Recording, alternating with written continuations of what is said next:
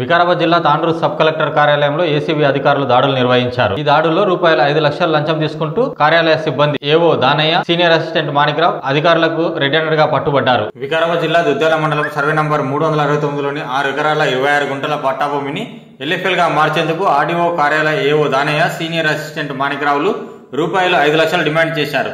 దీంతో బాధితుడు ఏసీబీ అధికారులను ఆశ్రయించాడు. సోమవారం సాయంత్రం బాధితుడు అధికారులకు రూపాయలు 5 లక్షల నగదు ఇస్తుండగా ఏసీబీ అధికారులు దాడులు చేసి ఇద్దరు అధికారులను రెడ్ హ్యాండెడ్ గా పట్టుకున్నారు. ఈ మేరకు ఇద్దరు అధికారులపై కేసు నమోదు చేసుకుని ఏసీబీ న్యాయస్థానంలో హాజరుపరుస్తామని అధికారులు ప్రకటించారు.